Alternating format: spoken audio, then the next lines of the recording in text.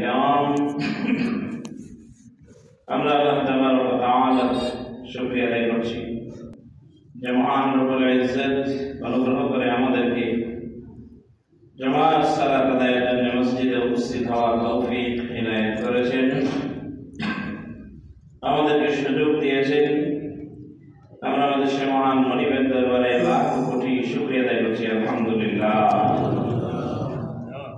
সালাম বর্ষিত হোক বিশ্বনবী সাইয়্যিদুল মুরসালিন মুহাম্মদুর রাসূলুল্লাহ সাল্লাল্লাহু আলাইহি ওয়াসাল্লামের প্রতি। সাহাবায়ে কেরামের জান্নাতের সুউচ্চ মর্যাদা, শুহাদাদের শাহাদাতের কবুলিয়ত আল্লাহ তাআলার কাছে কামনা করছি, আল্লাহ যেন কবুল করেন, বলি আমিন। হাজিরিন, আমরা কোরআন কারীম থেকে আলোচনা করছিলাম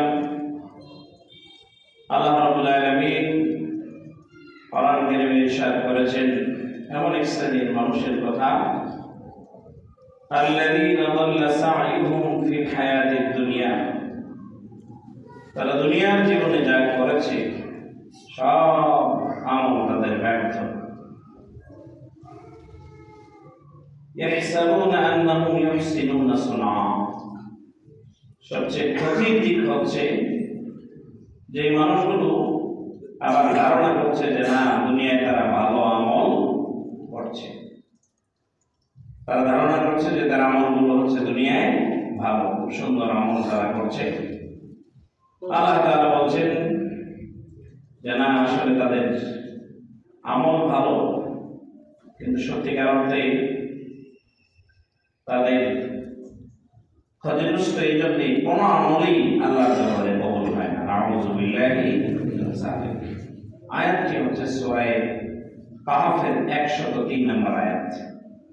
সূরা কাহফ আয়াত নম্বর হচ্ছে কত? 103। আপনি বাসায় যে সূরাটা পড়বেন, আল্লাহ তাআলা বলেন, কুল হাল নুনাব্বিউকুম বিল আখসারিনা আমালা, হে নবী, আমি কি আপনাকে সুসংবাদ দিব নাকি?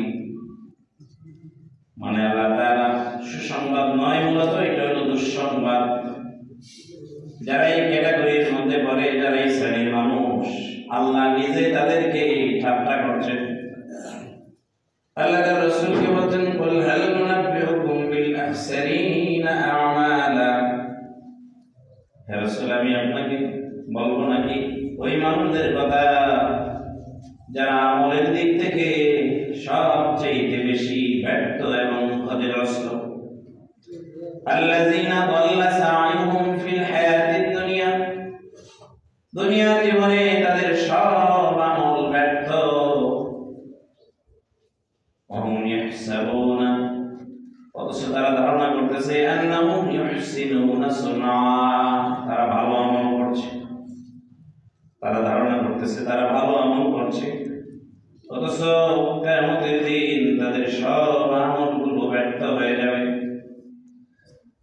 আল্লাহ নবী বিশ্বনবী মুহাম্মদ রাসূলুল্লাহ সাল্লাল্লাহু আলাইহি ওয়াসাল্লাম বলেন, কিয়ামতের দিন মানুষের যার যার হাতে আমলনামা দেওয়া হবে, আমলনামা দেওয়ার পরে আল্লাহ তাআলা বলবেন, ইকরা কিতাবাক কাফা বিনাফসিকা আল-ইয়াওমা আলাইকা হাসিবা, তুমি তোমার আমলনামা পাঠ করো। কাফা বিনাফসিকা আল-ইয়াওমা আলাইকা হাসিবা, তোমার হিসাবের জন্য তুমি যথেষ্ট। যে পরীক্ষা দিয়েছে, পরীক্ষার খাতা যিনি দেখেছেন, এক্সামিনার, খাতা দেখার পরে ছাত্রকে যদি খাতাটা দেওয়া হয় যে দেখো, যে জায়গায় 10টা অঙ্ক করা লাগতো, তুমি 10টা অঙ্ক হইলে 10 10 100 পাইতা, একটাও হয় নাই, তোমার খাতাটা তুমি দেখো। কিয়ামতের দিন এক্সামিনার থাকবেন আল্লাহ, আমাদের শিক্ষক হচ্ছেন বিশ্বনবী মুহাম্মদ রাসূলুল্লাহ সাল্লাল্লাহু আলাইহি ওয়াসাল্লাম। আমরা বললাম পরীক্ষার্থী, দুনিয়াটা হলো পরীক্ষার হল, পরীক্ষা চলছে। হাসরের দিন কারা ক্ষতিগ্রস্ত হবে? ঈমানদারদেরকে আল্লাহ এত বেশি ভালোবাসেন, আল্লাহ আগেই বলে দিচ্ছেন এই সারিতে যাতে কোনো ঈমানদার না পড়ে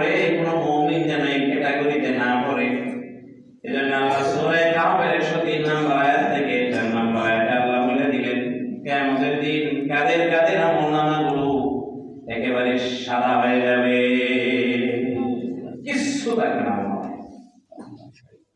আমল নামা করে দেখবে অস্ত্র ছিল, হজ নাই। ও ভাই আমার, আপনি চিন্তা করে দেখেন, খুবই জটিল, লাখ লাখ টাকা খরচ করে হজ করে আসছে, হজের কোনো সওয়াব তার আমল নামাই নেই। নামাজ পড়েছে, 5 ওয়াক্ত অন্তত সুন্নাহ পড়েছে, দান সদকা করেছে, কোন আমল ভালো আমল তার আমল নামাই নাই। সকল ভালো আমলের জায়গায় শূন্য হয়ে গেছে, ক্ষতিগ্রস্ত, আমলের দিক থেকে ক্ষতিগ্রস্ত। আগে আমরা দোয়া করি আল্লাহ তাআলা যেন এই সকল ক্ষতিগ্রস্ত মানুষ থেকে আমাদেরকে হেফাজত করেন, বলেন আমিন। দুনিয়ায় আমরা জানি যে কেউ যদি টাকা পয়সা হারায়, মানি ইজ লস্ট, কি নাথিং ইজ লস্ট, কিছুই না। But health is lost, something is lost. শেষ তো হারায়নি, কিছু হারায়নি। এরপরে আরেকটা লাইন আছে, character is lost, everything is lost. সব হারিয়েছে, তার চরিত্র হারিয়েছে। হাসরের দিনের বক্তব্য হচ্ছে যে আমল কিছু কম, কোনো সমস্যা নেই। আপনি গুনাহ করেছেন, তাতে আপনি বড় কিছু হারাননি, বেশি ক্ষতি হয়নি। বাট মরার আগে আপনি ঈমান নিয়ে যেতে পারেননি, ঈমান হারিয়েছেন, সব হারিয়ে ফেলছেন। কিয়ামতের দিন কোনো আমল আপনার ভালো আমল একটা আপনার আমল নামে থাকবে না, সব শূন্য হয়ে যাবে, সাদা হয়ে যাবে। ঈমান হারানো মানে এভরিথিং ইজ লস্ট, একেবারে সব হারিয়ে ফেলবে। কাজেই কোনো অবস্থাতেই যাতে ঈমানটা না হারায়, সেজন্য আমাদের চেষ্টা করার দরকার আছে না নাই? প্রিয় ভাই আমার, আমি বলেছি বহুবার, আপনারা শুনেছেন, রাসূলুল্লাহ সহিহ হাদিস, যে ব্যক্তি গুনাহ করেছে, কেউ জানে না, তার এই গুনাহের কোনো সাক্ষী নাই। কিয়ামতের দিন আল্লাহ ওই মানুষটাকে ডাকবেন, যার উপরে কোনো না কোনো কারণে আল্লাহ সন্তুষ্ট, কিন্তু সে গুনাহগার। হিসাব অনুযায়ী মিজানের, হিসাব অনুযায়ী মিজান হয়ে যাওয়ার পরে, ওজন হয়ে যাওয়ার পরে, আমল নামা ওজনের পরে তার জান্নাত ফয়সালা হয় নাই।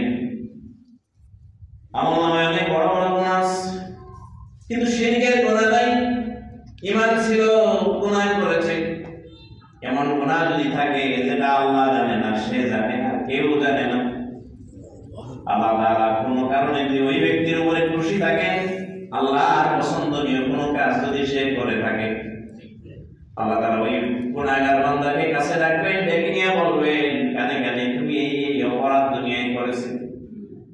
রাসূলুল্লাহ বলতেন, সে স্বীকার করবে যে হ্যাঁ আল্লাহ আমি করেছি, আমি কিয়ামতে বড় বিপদে পড়ে গেছি। আল্লাহ বলেন, দুনিয়ায় গুনাহ করেছো, গোপন ছিল, দুনিয়ায় আমি আল্লাহ প্রকাশ করি নাই, গোপনে রেখেছিলাম। তুমি এই ভালো আমল করেছো, এজন্য আমি আল্লাহ তোমার উপরে সন্তুষ্ট, বিদায় তোমার গুনাহগুলো মাফ করে দিয়া তোমাকে জান্নাত দিয়ে দিলাম। বহু বান্দার ক্ষেত্রে এরকম হবে, অনেক গুনাহ নিয়ে হাসরের ময়দানে হবে। হাদিসে কুদসি রাসূল সাল্লাল্লাহু আলাইহি ওয়াসাল্লাম বলেন, লাওয়াতাইনি করাবিল আরদি খাতায়া, জমিন ভরা পাহাড় পরিমাণ গুনাহ নিয়ে যদি কোনো বান্দা কিয়ামতের দিন আল্লাহর সাথে সাক্ষাৎ করে, সুম্মা লাকিতানি, আল্লাহ বলেন নিজে হাদিসে কুদসি, বান্দা যদি আমার সাথে সাক্ষাৎ করে, শিরক যদি আমল নামায় না থাকে, ব্যক্তির যদি ঈমান থাকে, আল্লাহ বলেন ওই ব্যক্তির গুনাহ চাইতে বেশি রহমত নিয়ে কিয়ামতের দিন ওই বান্দার সাথে আমি সাক্ষাৎ করব। গুনাহ চাইতে বেশি রহমত নিয়ে আল্লাহ সাক্ষাৎ করার মানে হচ্ছে আল্লাহ তাকে ক্ষমা করে দেবেন। সুবহানাল্লাহ বলবেন। কিন্তু ঈমান থাকতে হবে, কথা বলেন, ঈমান থাকলে না থাকলে, কথা থাকলে না থাকলে। ঈমান হারিয়ে গেলে সব শেষ, আমল নামা সাদা, কোন আমল নামায় ভালো আমল একটাও থাকবে না, সব শূন্য হয়ে যাবে। তবে আমল নামায় ভালো আমল যোগ হওয়ার জন্য একটা মাত্র শর্ত, সেটা হলো ঈমান থাকতে হবে। এজন্য আমরা গত সময় আলোচনা করেছিলাম, ঈমান মানুষের যায় যে কারণে, যে সকল কারণে, এর মধ্যে তিনটা কারণ হলো প্রধান: কুফর, শিরক, বিদআত। এই তিন আমল করলে পরে, এই তিন ধরনের কাজ করলে পরে তার ঈমানটা আর থাকে না। এর বাইরে আরো 7টা কারণ আছে, 3টা মৌলিক কারণ। সামনে আমরা 3টা কারণ নিয়ে ইনশাআল্লাহ আলোচনা করব। গত সময় আমরা কথা বলেছিলাম, 1 নাম্বার আল্লাহ ও তার বান্দার মধ্যে মাধ্যম সাব্যস্ত করা। কোন ব্যক্তি যদি আল্লাহ ও তার বান্দার মাঝখানে মাধ্যম সাব্যস্ত করে, ওই ব্যক্তি মনে করে যে সেই ইমানদার, কিন্তু আসলে তার ভিতরে ঈমান আর থাকে না, আল্লাহর ব্যাপারে তার ধারণাই নেই। 2 নম্বর বলছিলাম কাফির মুশরিকদের পথভ্রষ্টতার ব্যাপারে সন্দেহ করা। কোন মুমিন মুসলমান যদি সন্দেহ করে যে কাফেররা এরা কি ঠিক পথে আছে নাকি বেঠিক পথে থাকতেও পারে, আকীদা রাখতে হবে কাফির মুশরিক যারা ওরা সব হলো পথভ্রষ্ট, ওরা সঠিক পথের উপরে নাই। 3 নম্বর বলেছি রাসূলুল্লাহ সাল্লাল্লাহু আলাইহি ওয়াসাল্লামের আদর্শ ব্যতীত অন্য কোন ব্যক্তির আদর্শকে পূর্ণাঙ্গ এবং শ্রেষ্ঠ মনে করা। এটা মনে করে রাসূলের আদর্শের জায়গায় অন্য কাউকে আদর্শ হিসেবে গ্রহণ করা। ও ভাই আমার কাফেররা মুশরিকেরা, আমাদের দেশে যে সমস্ত মতবাদ প্রচলিত আছে আপনি খোঁজ নিয়ে দেখেন, এগুলো একটা মুসলমানদের তৈরি করা নয়, কাফের মুশরিকরা এগুলো তৈরি করে দিয়েছে। আর আমাদের মধ্যে কিছু মানুষ এই মতবাদের অনুসারী হচ্ছে ধর্মনিরপেক্ষ মতবাদ, জাতীয়তাবাদ, কমিউনালিজম, সেকুলারিজম, এগুলো সব মতবাদগুলো ইসলামের এগেইনস্টে। কেউ যদি মন প্রাণ দিয়ে দ্বীনের বাইরে, ইসলামের বাইরে কোনো মতবাদকে যদি মনে প্রাণে গ্রহণ করে, ওই মতবাদ প্রতিষ্ঠার সংগ্রামে যদি নিজেকে আত্মনিয়োগ করে চেষ্টা করে, আল্লাহ তাআলা পৃথিবীবাসীর জন্য একজন মানুষকে উসওয়াতুন হাসানা বা আদর্শ বানিয়ে পাঠিয়েছেন। তিনি হচ্ছেন আপনার আমার নবী মুহাম্মদুর রাসূলুল্লাহ সাল্লাল্লাহু আলাইহি ওয়াসাল্লাম। রাসূল যা করেছেন তা আমরা করব। মা আতাকুমুর রাসূল ফাখুযু ওয়া মা নাহাকুম আনহু ফান্তাহু। রাসূল যা নিষেধ করেছেন তা ছেড়ে দেব।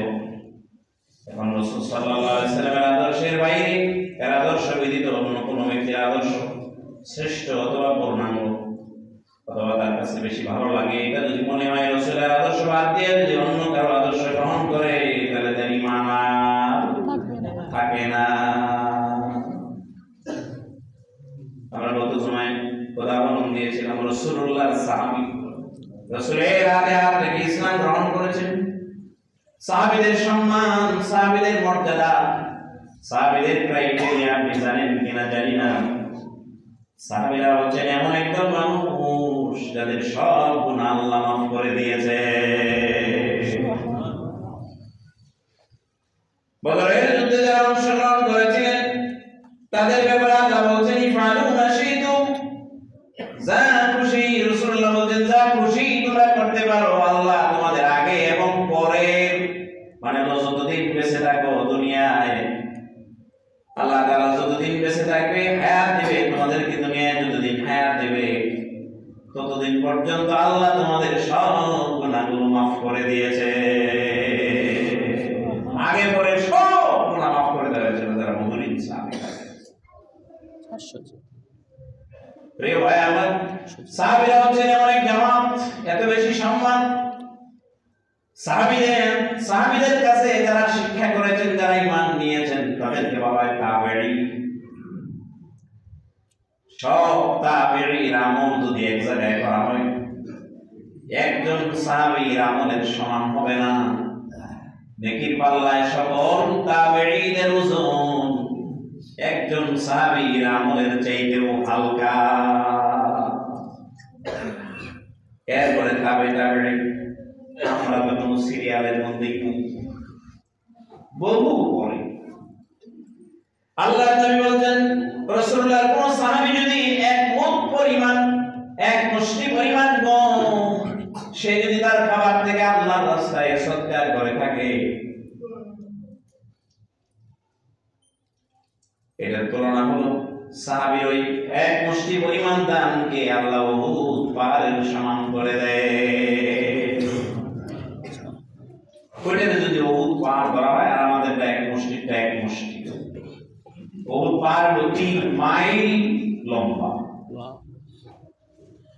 ইখলাস ছিল তাদের এত বেশি, আন্তরিকতা ছিল এত বেশি, নিষ্ঠা ছিল এত বেশি, এজন্য তাদের আমলগুলো আল্লাহর কাছে সবচেয়ে বেশি কবুল হয়েছে। আপনারা তো জানেন, অবশ্যই শুনেছেন, হাসরের দিন মানুষের আমল গণা হবে নাকি ওজন করা হবে? কোনটা? ওজন, মাওয়াজিন, কার আমল বেশি এটা না, বেশি বলতে বেশি হিসাবে আপনার আপনার এই ওজন। সাহাবায়ে কেরামের আমল হচ্ছে আপনার পারদের মতো, আর আমাদের গুলো হচ্ছে তোলার চেয়ে হবে না। ইখলাস, নিষ্ঠা, আন্তরিকতা। ওই সাহাবীদের ভিতর থেকে একজন রাসূলের হাতে তিনি ঈমান এনেছেন। আপনাদের গত সময় উদাহরণ দিয়েছিলাম, রাসূলের বিচার তিনি মানেন নাই, সংশয় হয়েছে, আল্লাহ কোরআনের আয়াত নাযিল করে জানিয়েছেন। উনি হলেন উম্মতের জন্য শিক্ষা, আমাদের জন্য শিক্ষা।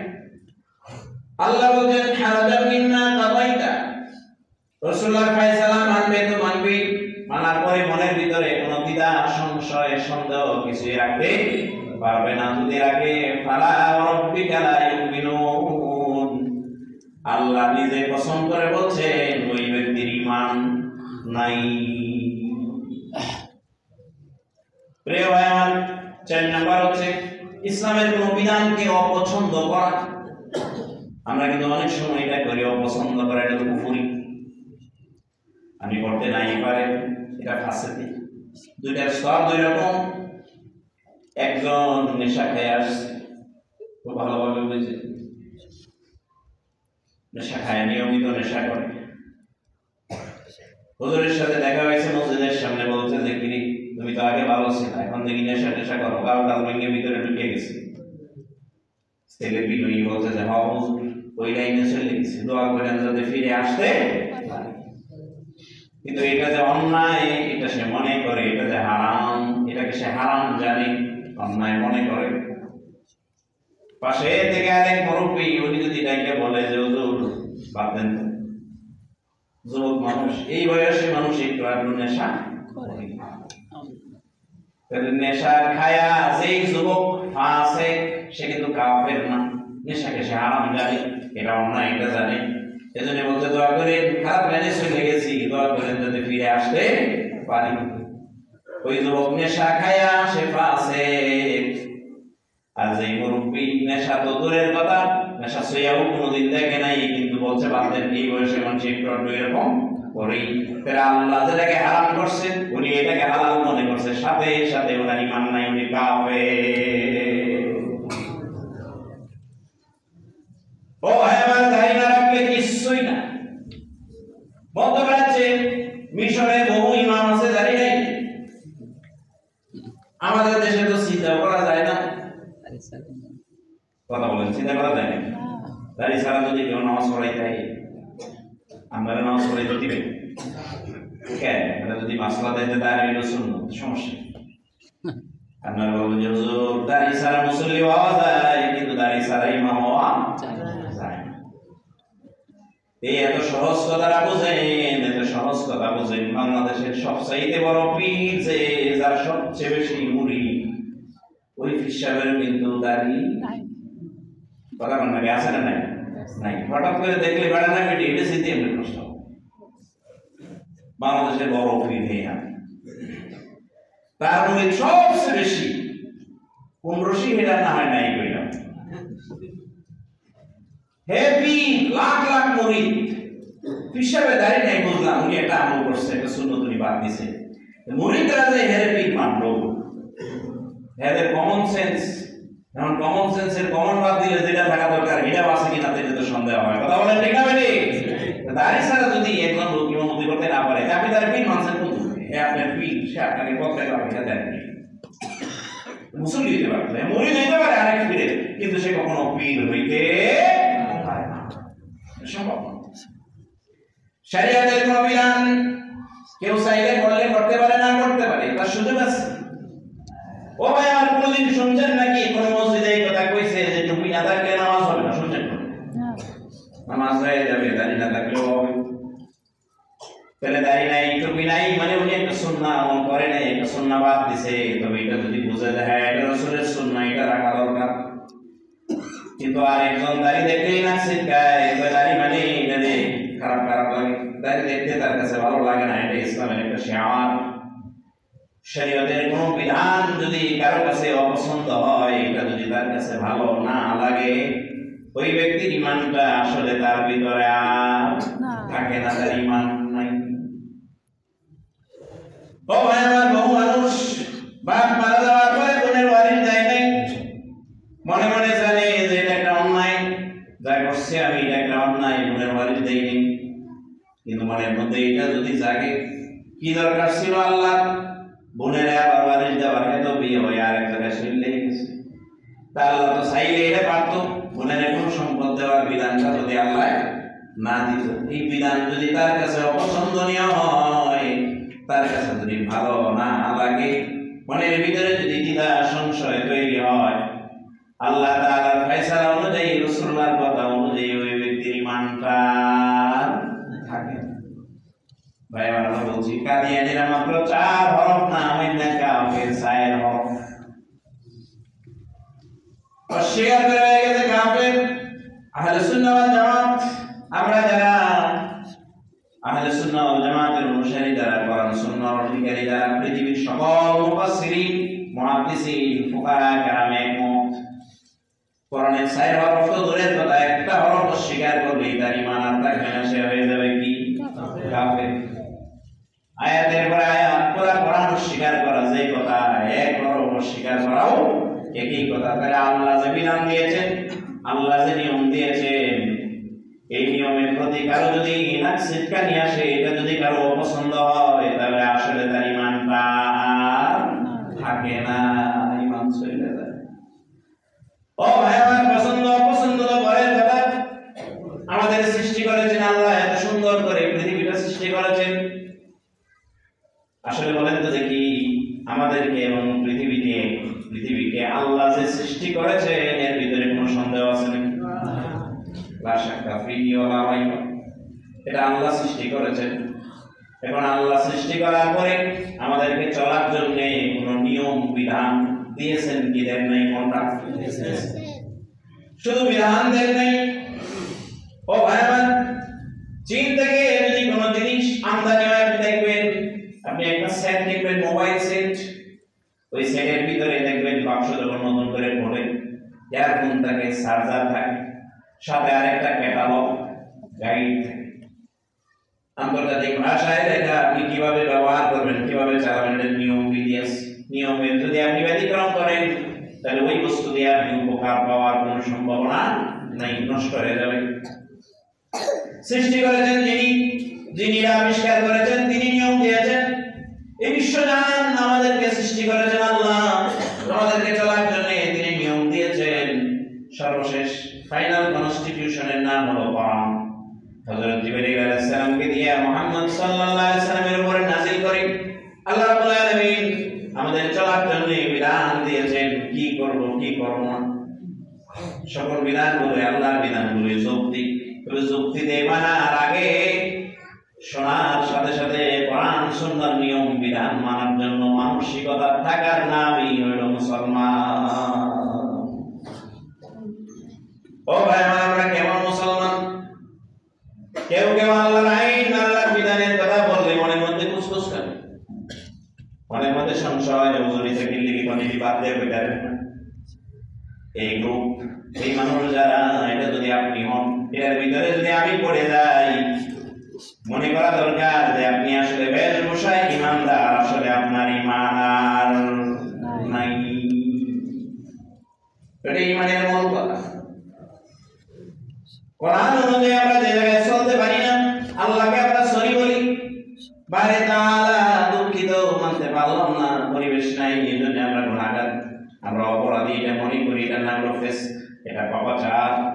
কোন পাপাচার ব্যক্তি আল্লাহর কাছে ক্ষমা চাইলে আল্লাহ তাকে ক্ষমা করে দেন।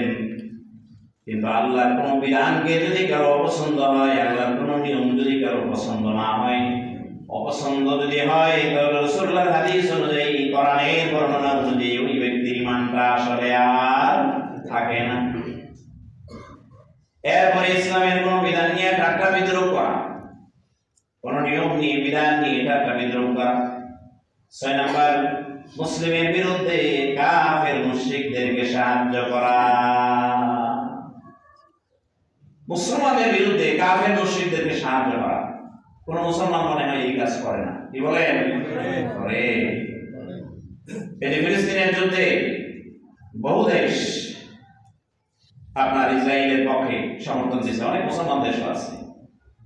বহু মুসলমান আমরা দেখেছি আমাদের দেশে বংশোদ্ভূত, এই দেশে জন্ম হয়েছে তাদের, হয়তো অন্য কোনো দেশের নাগরিকত্ব গ্রহণ করেছে, ওই দেশের লিডার, ওই দেশের নেতৃত্ব দিচ্ছে, কাউন্সিলর অথবা এমপি অথবা পার্লামেন্টের মেম্বার বা কিছু বড় নেতা। এরকম অনেক মানুষ আছে এই দেশের বংশোদ্ভূত, মুসলমান, নাম মুসলমান, বাপ মুসলমান, দাদা মুসলমান, টুপি মাথায় দেয়, রমজান আসলে রোজা রাখে। সেখানে যায় ইসরায়েলের পক্ষে, ফিলিস্তিনের বিপক্ষে ওইখানে যায় ভোট দিচ্ছে। এরকম লোক আছে না নাই? একেবারে নির্ঘাত কাফের, ভোট দেওয়ার সাথে সাথে আরিমান নাই, কাফের হয়ে গেছে।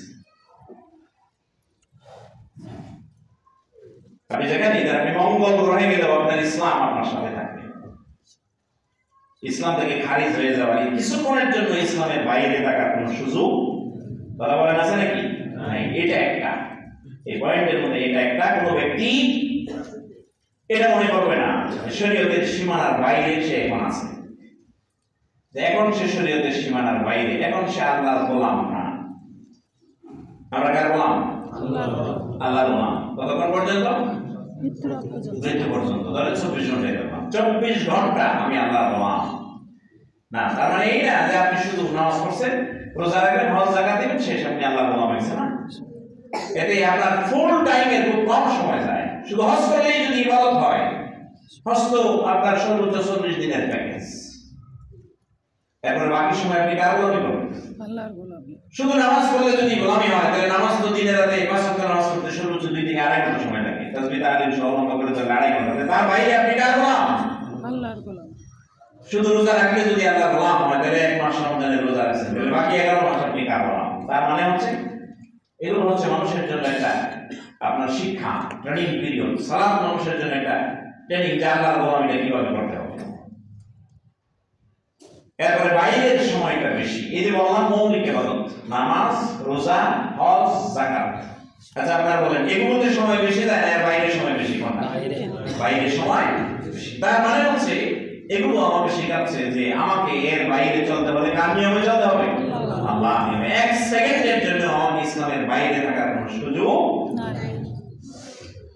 কাফের মুশরিকদের সাথে সহযোগিতা করে ইসলামের বিপক্ষে আল্লাহ হামাসের উপরে, ফিলিস্তিনের মুসলমানদের উপরে রহম নাযিল করো, বলেন আমিন। অলরেডি ইসরায়েল ব্যর্থ, অলরেডি ব্যর্থতায় চলে গেছে। কারণ সফলতা এবং ব্যর্থতার মালিক কে? ওরা ভরসা করেছে আল্লাহর উপরে। আপনি ইসলামের যুদ্ধনীতি করে দেখেন, বদরের যুদ্ধ, হুনাইনের যুদ্ধ করে দেখেন, কারা সেখানে যায় শামিল হয়েছে।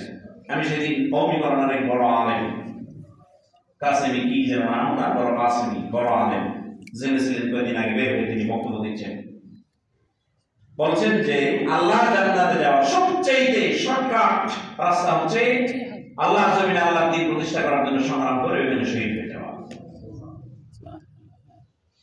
হাদিসের উদ্ধৃতি দিয়ে সরাসরি তিনি বলছিলেন, ইমাম বুখারী ইন্তেকাল করেছেন, এখনো জান্নাতে যেতে পারেননি। রাসূলুল্লাহ হাদিস অনুযায়ী নিশ্চিত পারেননি তিনি এখনো জান্নাতে যেতে। আর বড় বড় আলেম, মুফাসসিরিন, মুহাদ্দিসিন, সাহাবায়ে কেরাম সহ স্বাভাবিকভাবে যাদের মৃত্যু হয়েছে, জান্নাত পাননি এখনো, জান্নাত পাবেন কিয়ামতের দিনের হিসাব নিকাশের পরে। জান্নাতের সুযোগ সুবিধা পাবেন পরে, জান্নাতের বিছানা পাবেন, জান্নাতের নাজ নেয়ামত পাবেন, কিন্তু জান্নাত পাবেন না সরাসরি কিয়ামতের দিনের হিসাবের পরে এটা জান্নাত পাবেন। কিন্তু আল্লাহর জমিনে আল্লাহর দ্বীনের জন্য যারা সংগ্রাম করছে, এই হুজুর বলছিলেন যে দাঁড়িয়ে নেই লোকগুলো দেখতে মনে হচ্ছে, কিন্তু বাতিলের আক্রমণের শিকার হয়ে, জুলুমের শিকার হয়ে তার প্রাণ চলে যাচ্ছে। প্রাণ যাওয়ার সাথে সাথে ওই দাড়িবিহীন মানুষটা ডাইরেক্ট আল্লাহর জান্নাতে চলে যাচ্ছে। ডাইরেক্ট কাফেরদের বিরুদ্ধে তার সংগ্রাম চলছে। বহু মানুষকে আমরা দেখেছি এটা নিয়ে আবার ওটা কথা বলছে। আলহামদুলিল্লাহ সব মানুষের সেন্টিমেন্ট আমরা ফিলিস্তিনের মুসলমানদের পক্ষে, ঠিক না বেটি? কিছু করতে পারি নাই, তাদের জন্য দোয়া করি। আল্লাহ যেন তাদেরকে সহযোগিতা করেন, সাহায্য করেন, বলেন আমিন। ওয়াকানা হাক্কান আলাইনা নাসরুল মুমিনিন। এটা বড় অসময় ইসরায়েল এই কাজ করে ফেলছে, এখন আর সময় নাই। পৃথিবী তার শেষ প্রান্তে চলে এসেছে প্রায়। এখন বিজয় আর কাফের মুশরিকদের পক্ষে যাবে না, এই সময় শেষ হয়ে গেছে। কাজেই শেষ সময় এসে আলহামদুলিল্লাহ আমরা দেখতে পাচ্ছি তারা বলছে যে এটা তাদের চূড়ান্ত পরাজয় হয়েছে। যুদ্ধের ময়দান থেকে পাগল হয়ে মেন্টাল হয়ে ফিরে গেছে হাজার হাজার ইসরায়েলের সেনা, পঙ্গু হয়েছে। যাদের অস্ত্র খুবই কম, খালি একটা কি আপনার মিসাইল মারতে পারে, রকেট মারে, রকেট লঞ্চার। পৃথিবীর এত দামি দামি ট্যাঙ্ক, সবচেয়ে অত্যাধুনিক অস্ত্র, সীমান্ত পাহারা দেওয়ার জন্য আয়রন ডোম তারা রাখছে। আবার মুসলমানদের আল্লাহ সেই বুদ্ধি দিচ্ছে, যারা চেষ্টা করছে, দেখাইছে যে তোমার আয়রন ডোম কোনো কাম নাই। আয়রন ডোমের উপর দিয়ে নিজের বানানো হেলিকপ্টার চালায়া আয়রন ডোম পার হয়ে যায়, ওই পারে হামলা করছে। আল্লাহু আকবার। সহযোগিতা করছেন কে? আয়রন ডোম ফেলে পারা ব্যক্ত হবে, এখান থেকে তাদেরকে ফিরে যেতে হবে। এটা পবিত্র ভূমি, হাজার হাজার নবী রাসূলের পদচারণার জায়গা। ফিলিস্তিনের এই মসজিদে আকসার পক্ষে যে সমস্ত মুসলমানেরা থাকবে, আল্লাহ নিজে তাদেরকে সহযোগিতা করবেন ইনশাআল্লাহ। আল্লাহ তাদেরকে সহযোগিতা করেন। এই যে মুসলমানদের বিপক্ষে কাফের মুশরিকদেরকে যদি কেউ সাহায্য করে, সহযোগিতা করে, তাহলে ওই ব্যক্তির ঈমান থাকে না। এটা ঈমান হারানোর একটা বড় ভয়। তারপরে কোনো ব্যক্তি নিজেকে শরীয়তের বাইরে, সে শরীয়তের বাইরে আছে এটা মনে করবে না। আমরা 7টা পয়েন্ট বললাম, আমি আবার বলছি। এক, আল্লাহ তার বান্দার মাঝখানে, আল্লাহ এবং তার বান্দার মাঝখানে মাধ্যম সাব্যস্ত করা। কেউ যদি করে তাহলে সেটা ঈমান। কাফের মুশরিকরা পথভ্রষ্ট নয়, তারাও সঠিক পথের উপরে আছে, এটা যদি কেউ মনে করে তাহলে সেও বেঈমান, সেও কাফের হয়ে যাবে, তার ঈমান থাকবে না। রাসূল সাল্লাল্লাহু আলাইহি ওয়াসাল্লামের আদর্শ ব্যতীত অন্য কোনো ব্যক্তির আদর্শকে শ্রেষ্ঠ এবং পূর্ণাঙ্গ মনে করে তা গ্রহণ করলে তার ঈমান থাকবে না। ইসলামের কোনো বিধানকে যদি অপছন্দ করে, ঘৃণা করে, ভালো না লাগে, ঈমান থাকবে না। ইসলামের কোনো বিষয়ে যদি ঠাট্টা বিদ্রুপ করে, ঈমান থাকবে না। 6, মুসলিমদের বিরুদ্ধে কাফির মুশরিকদেরকে সাহায্য করলেও তার ঈমান থাকবে না। কোনো ব্যক্তি শরীয়তের সীমানার বাইরে এসে অবস্থান করছে, কিছু ইসলামে কিছু শরীয়তের বাইরে, এটা যদি মনে করে তাহলেও তার ঈমান থাকবে না। সে 24 ঘন্টা আল্লাহর গোলাম, যখন সে ঘুমাবে তখন সে আল্লাহর গোলাম, নামাজ পড়বে সে আল্লাহর গোলাম, সে বাথরুমে যাবে ওই সময় আল্লাহর গোলাম। সব জায়গায় চলার জন্য নিয়ম আছে না নাই? প্রিয় ভাই মা, এরপরে 7টার বাইরে বলছি মৌলিক 3টা। এক হচ্ছে কুফর, 2 হচ্ছে শিরক, 3 হচ্ছে নিফাক। এই শ্রেণীর মানুষদেরকে লক্ষ্য করে সূরা কাহফের 3 নম্বর আয়াতে আল্লাহ বলেন, আল্লাযীনা দাল্লা সাইহুম ফিল হায়াতিদ দুনিয়া। দুনিয়ার জীবনে ওরা অনেক ভালো আমল করবে, কোটি কোটি টাকা আল্লাহ পথে দান করবে, বিশাল নামাজ রোজা, অনেক হজ যাকাত, কিন্তু এই আমলের সাথে যারা সম্পৃক্ত, এই 10 শ্রেণীর মানুষ আল্লাহ তাআলা কোরআন কারীমে সূরা কাহফে বলছেন, হাসরের দিন উঠে দেখবে তার আমলনামায় একটা সওয়াবও নাই, সব শূন্য। কারণ সে ঈমান ছাড়া দুনিয়া থেকে বিদায় নিয়েছে। আল্লাহ দুনিয়া থেকে আমাদেরকে হেফাজত করেন, বলেন আমিন। ওমা তাওফীকি ইল্লা বিল্লাহ, আলাইহি তাওয়াক্কালতু ওয়া ইলাইহি উনীব। প্রত্যেক সাথে কষ্ট করে একজন করে ভাই দাঁড়াবেন।